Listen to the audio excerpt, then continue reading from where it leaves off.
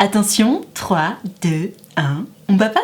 Bonjour à toutes et à tous mes enfants et bienvenue dans ce On Papote numéro 7.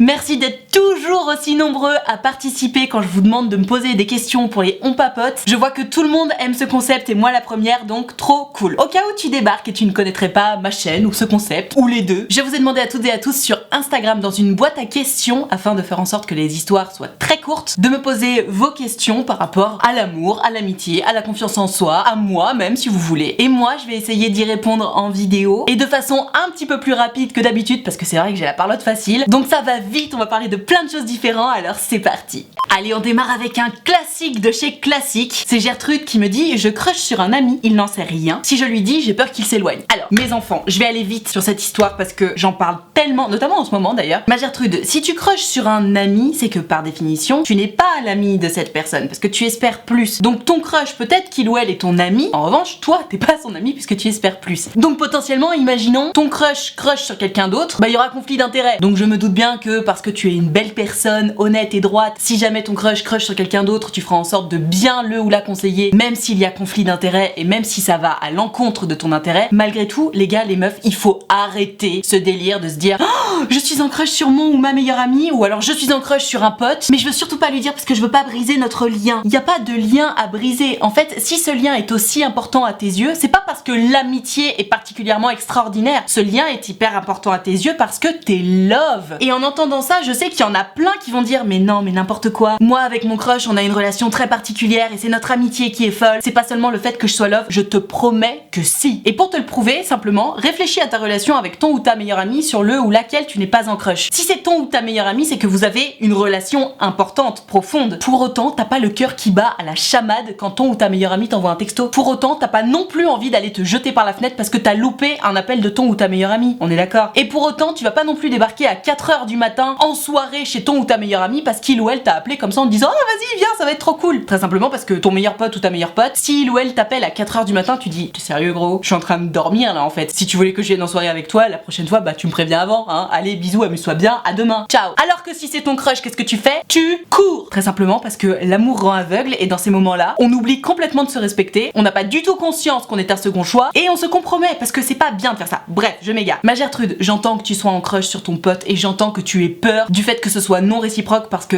effectivement, si ce n'est pas réciproque, vous risquez de prendre de la distance. Mais en fait, c'est exactement ce qu'il faut faire si c'est pas réciproque parce que toi, tu vas avoir besoin de passer à autre chose. C'est pour ça que j'arrête pas de dire non, on peut pas être ami avec ses ex, en tout cas pas juste après la rupture. Ce n'est pas vrai parce que ça empêche de faire son deuil. Sauf si vraiment il y a plus du tout de sentiments, ce qui peut arriver. Mais on a toutes et tous besoin de faire son deuil, que ce soit avec un ex ou que ce soit avec un ex crush. Donc ma Gertrude, si tu veux un bon conseil, déjà n'oublie pas ce que tu veux. Ce que tu veux, c'est pas être juste ami avec ce mec ou avec cette meuf d'ailleurs, je sais pas quelle est ton orientation sexuelle. Ton objectif c'est de sortir avec ton crush. Donc dis-le lui en fait. Parce que si tu refuses de le lui dire, imaginons lui ou elle n'y a juste jamais pensé à sortir avec toi, bah ça n'avancera pas. Dans la vie, il faut 1. Savoir ce qu'on veut, toi tu le sais, et 2. S'en donner les moyens. Si tu ne lui dis pas, potentiellement tu n'y arriveras jamais. Donc vas-y, deviens active dans cette situation, arrête d'être passive, arrête d'attendre et va chercher ce que tu veux parce que c'est comme ça qu'on fait dans la vie. Et tu peux le faire, je crois en toi. Et encore une fois, si cette relation si importante à tes yeux s'arrête, ce sera une bonne chose parce que ça voudra dire que ton crush n'est pas à fond sur toi et donc que c'est une relation à sens unique et que tu as besoin de l'oublier, ok?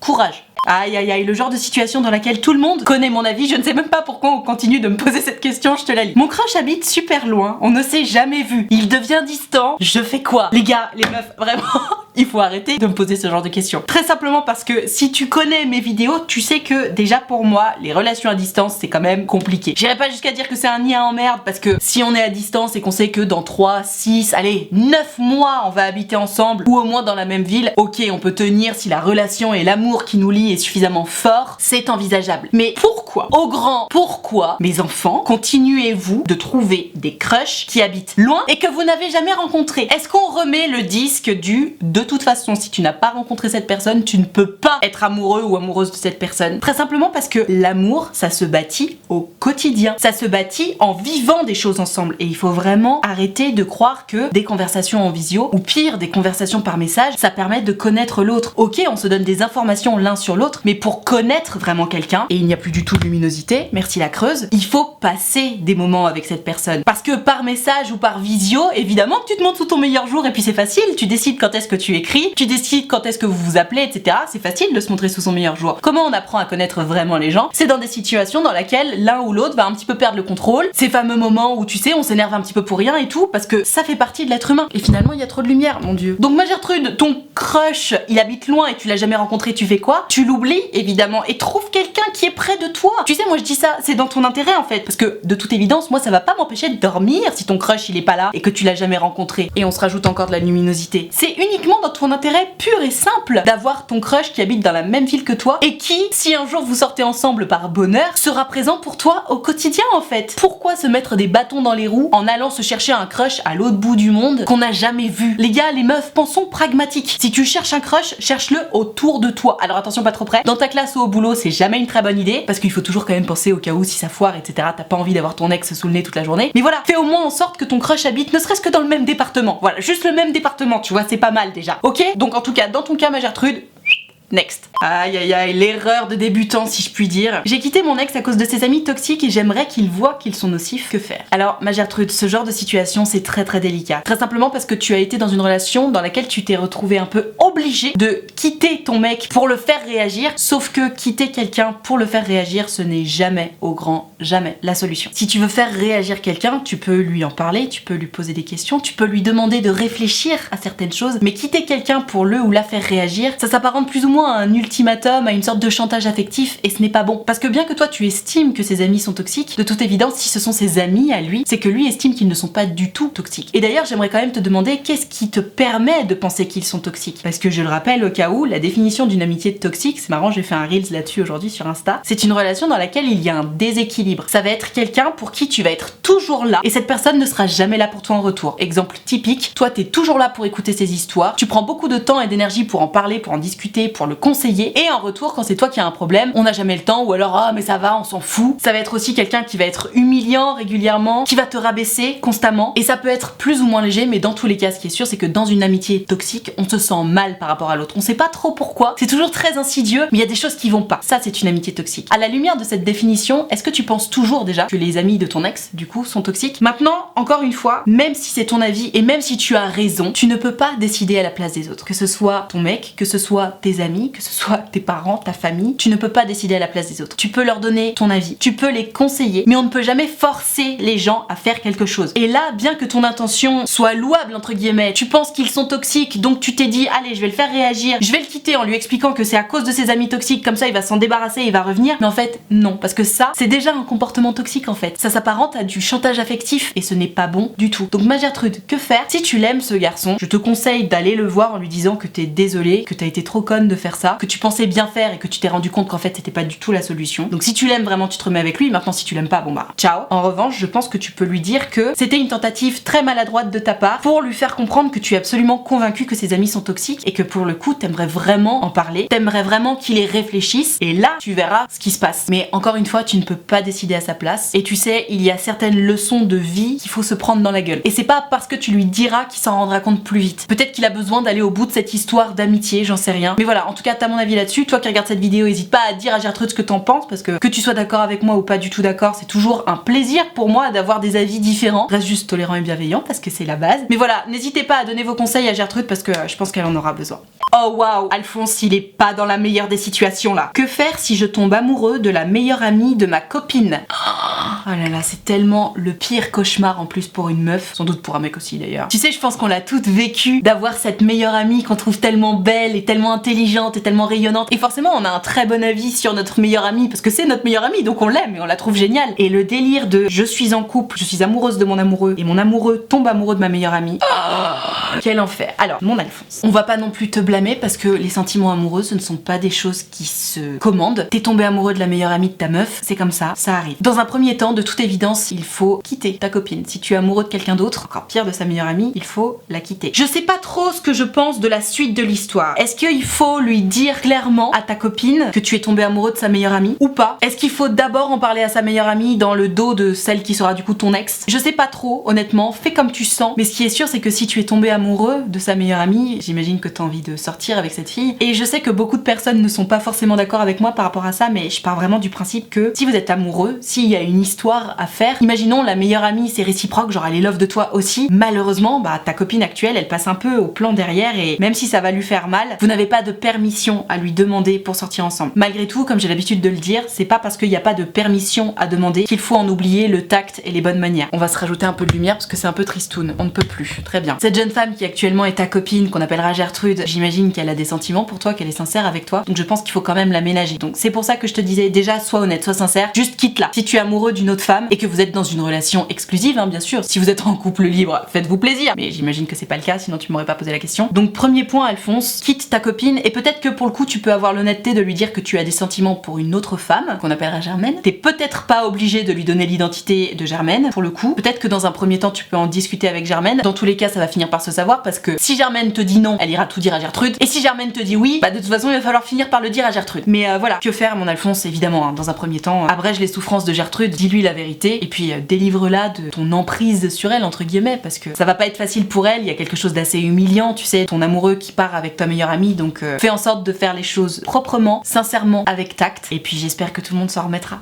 Aïe aïe aïe, Gertrude qui est dans une situation délicate. Mon ex aimerait qu'on se revoie pour se dire au revoir autrement que par téléphone, sauf qu'on est en relation à distance. Alors, je fais partie des gens qui sont pour la fameuse dernière conversation, notamment après un couple qui a duré longtemps. C'est sûr que si vous êtes à 800 km d'écart et que vous êtes restés ensemble que 3 mois, bon, vous avez peut-être pas non plus besoin de vous dire énormément de choses et peut-être qu'une conversation téléphonique peut suffire. Maintenant, si ça commence à faire 1 an et demi, 2 ans que vous êtes ensemble, que vous vous êtes séparés à cause sans doute du confinement, de la distance aussi, hein, peut-être que oui, effectivement, ça mérite quand même une petite conversation de visu parce que c'est important. Maintenant, attention. Cette fameuse dernière conversation, je pense qu'elle est saine et importante parce que souvent on a des choses à se dire. On a des sacs à vider et c'est souvent intéressant de pouvoir le faire en vrai. Maintenant, attention, parce que l'idée de ah non mais je veux absolument qu'on se voit pour que je puisse te dire les dernières choses, ça peut être aussi une tentative désespérée de te récupérer. C'est pour ça que pour moi cette dernière conversation ou ce fameux dernier message, j'en parlais dans une vidéo il y a pas longtemps, c'est un grand oui parce que c'est sain, parce que c'est important, il faut dire les choses pour pouvoir fermer le livre et passer à autre chose. Maintenant, est-ce qu'on a vraiment besoin de se voir? Je ne sais pas. En fait, mon conseil, honnêtement, c'est si tu penses qu'il s'agit d'une tentative désespérée pour te récupérer, peut-être que vous pouvez vous abstenir, peut-être que tu peux lui proposer juste de t'envoyer une lettre ou de faire ça par téléphone. Si maintenant tu sens que il en a vraiment besoin pour passer à autre chose et que son objectif c'est pas du tout d'essayer de faire en sorte que vous vous remettiez ensemble, alors peut-être que tu peux lui accorder cette faveur entre guillemets, parce que si vous êtes à distance, j'imagine qu'il y a quelques kilomètres à faire, peut-être que vous pouvez même vous retrouver dans un point au milieu, tu sais, entre chez lui et chez toi. Comme ça, il n'y a pas de possibilité de aller, on se fait une dernière nuit ensemble, etc. Parce que c'est quelque chose qui fait très très mal. Donc voilà, si c'est vraiment important pour lui pour passer à autre chose, d'avoir cette conversation de visu, peut-être que tu peux lui faire cette faveur. Encore une fois, à équidistance entre chez lui et chez toi. Comme ça, on n'est pas chez lui, on n'est pas chez toi. On peut pas terminer avec le dernier verre à la maison. Mais si tu sens que c'est une tentative désespérée, je pense qu'il vaut mieux refuser parce que ça va juste lui faire encore plus de mal. Donc non. Une lettre, un message ou même une conversation téléphonique, c'est largement suffisant.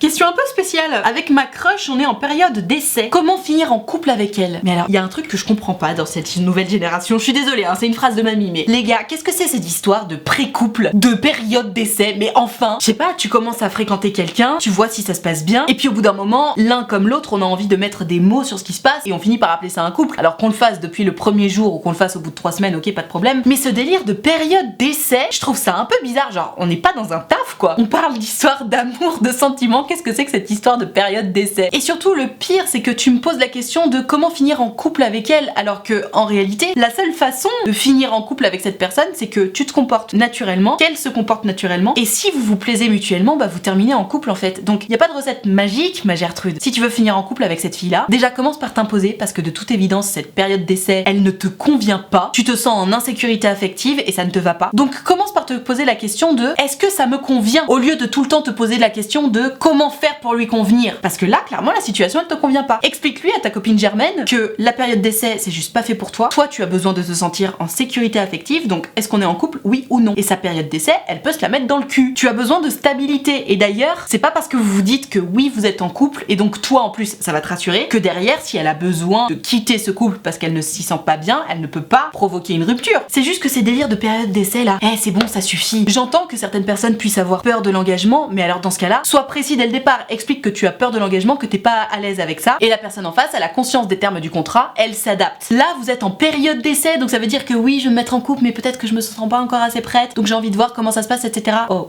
Si ça te convient pas, tu lui dis. Et je te dis vraiment, c'est un conseil hyper important qu'il faut garder en tête. Pose-toi d'abord la question de est-ce que ça me convient, au lieu d'essayer de savoir comment convenir aux autres. C'est ça l'important. Est-ce que ça te convient? Si ça ne te convient pas, soit tu t'imposes et ça fonctionne, soit tu t'imposes et ça ne fonctionne pas, auquel cas tu t'en vas. Tu es tel que tu es, tu sais ce que tu veux, tu sais ce que tu ne veux pas, et c'est à prendre ou à laisser. Ne l'oublions pas. J'adore cette question. Est-ce que ça se fait de demander à son mec de ne plus parler à ses ex? Alors comment te dire? Oui et non, ma Gertrude. C'est très difficile de répondre à cette question parce que il y a plusieurs types d'ex. Par exemple, imaginons, vous avez 30 ans tous les deux, ton mec, quand il avait 18 ans, il est sorti avec une meuf et aujourd'hui, depuis 12 ans, c'est resté sa meilleure amie. Ou même pas forcément sa meilleure amie d'ailleurs, mais c'est resté quelqu'un d'important pour lui, ils sont restés amis et vraiment il n'y a pas du tout d'ambiguïté. Si tu arrives dans cette situation-là, que cette nana est là depuis longtemps, je pars du principe que non, tu ne peux pas demander à ton mec d'arrêter de voir cette fille sous prétexte que c'est son ex alors que ça fait 12 ans et que honnêtement, il y a prescription. Maintenant, c'est sûr que, imaginons le même schéma, vous avez 30 ans, sauf que Alphonse, il est sorti avec cette nana et ils se sont séparés il y a 6 mois et puis ils continuent d'aller se boire des cafés, etc. Là, honnêtement, oui, je pars du principe que tu peux lui demander d'arrêter de voir son ex. Dans tous les cas, si tu veux un bon conseil par rapport à ça, lorsque tu commences une relation, très souvent tu parles de tes ex avec ton futur ou nouveau mec. Tu parles un petit peu de où t'en es, qui tu revois, etc. Et tu sais un petit peu dans quoi tu mets les pieds. Donc il faut aussi faire marcher son système de red flag, de panneaux de signalisation, comme j'aime les appeler. Si tu captes que le mec que t'es en train de draguer, ou ton nouveau mec en tout cas, parle beaucoup de ses ex, est très proche de ses ex, va très souvent en soirée avec ses ex, etc. et que pour toi c'est un problème, ne mets pas les pieds dans cette relation en fait. Parce que c'est pas comme si la personne te l'aura caché et que ça y est c'est trop tard parce que maintenant t'es attaché. Si le fait que ton mec voit ses ex est un problème pour toi, fais attention à ce détail dès le début de la relation. Maintenant il y a aussi un autre schéma où, admettons, je sais pas, ça fait 6 mois que vous êtes ensemble et puis là hop, tout à coup, comme une envie de pisser, ça lui a pris, il est parti voir son ex.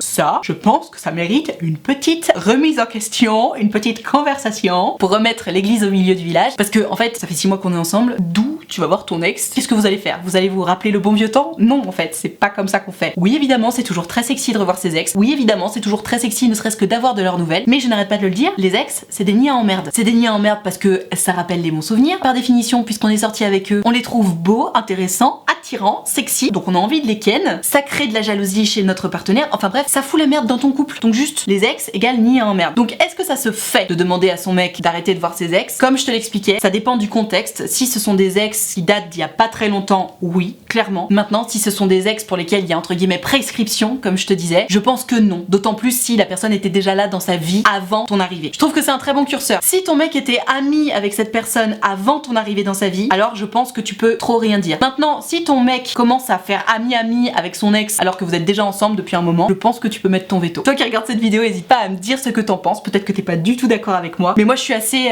carré sur les ex. Ex égale nid à emmerde, ex égale insécurité affective pour l'autre, donc non, non et non. Ça alors, comment on fait quand on est jalouse de la sœur de son copain? Alors ça, ma Gertrude, ah bah c'est marrant, c'est la même Gertrude que celle qui vient de me poser la question précédente. Alors, comment te dire, à quel moment est-il possible que tu sois jalouse de la sœur de ton mec? Autant sur le délire des ex, je pouvais carrément te comprendre, mais la sœur de ton mec, à aucun moment tu n'es en compétition avec cette fille. Ils ont des liens du sang, donc de toute évidence, ils vont pas se draguer, tu vois, sinon ce serait vraiment malsain. Et même, de toute façon, l'amour qu'il porte à sa sœur n'a absolument rien à voir avec l'amour qu'il va porter à sa copine. Donc, pour répondre à ta question, même si j'aime pas du tout parler de normalité, non, je pense qu'il n'est pas du tout normal de se sentir jalouse de la sœur de son copain. Peut-être que tu trouves que sa sœur est très proche de lui et que tu envies leur relation parce que toi aussi tu aimerais avoir une complicité pareille avec ton mec, mais vraiment le terme de jalousie par rapport à sa sœur n'est pas approprié du tout parce que sa sœur n'est pas en compétition avec toi. Vous n'êtes pas du tout sur la même échelle. Tu peux être jalouse des ex de ton mec, tu peux être jalouse des amis de ton mec, tu peux être jalouse de n'importe quelle meuf avec laquelle ton mec pourrait sortir, mais c'est comme si tu me disais que t'étais jalouse de sa mère, tu vois. C'est un lien particulier, c'est un lien du sang, c'est un amour inconditionnel et tu peux évidemment pas rivaliser avec ça. Donc non, il n'est pas normal d'être jalouse de la sœur de ton mec et je pense que si tu es dans cette situation-là, il faut absolument que tu relativises en te rendant compte que de toute façon, cette jalousie ne te mènera à rien et puis surtout, c'est un combat complètement vain. Tu ne dépasseras jamais sa sœur, très simplement parce qu'encore une fois, vous n'êtes même pas sur la même échelle et qu'en plus, on peut pas comparer ce qui n'est pas comparable. C'est comme si je te disais que je venais d'acheter une maison et que toi t'étais jalouse parce que t'étais en train de faire un voyage. Je te dirais mais ça n'a rien à voir, pourquoi tu me parles de ça, tu vois? Donc honnêtement, ne perds pas ton énergie sur ce sujet-là parce que c'est perdu d'avance et surtout ça ne mènera à rien. Donc occupe-toi de toi, de ta relation avec ton mec et laisse sa sœur à sa place en fait. À la limite fais en sorte de bien t'entendre avec elle, peut-être que tu te sentiras mieux, mais oublie tout ça parce que tu te fais du mal toute seule. Tiens, c'est marrant comme question. C'est quoi exactement un orgasme? Prendre son pied, jouir, merci. Alors, avoir un orgasme, prendre son pied, jouir, ce sont des synonymes. Ça veut dire exactement la même chose, ça veut dire avoir un orgasme. Maintenant, par quoi ça se traduit un orgasme? C'est hyper difficile à te dire. Je saurais pas être précise parce que la définition est très particulière et surtout je pense qu'elle est différente pour tout le monde. Tu sais quoi, je vais te lire la définition de Google, comme ça, je vous jure, mon historique Google c'est quelque chose à cause de vous, hein.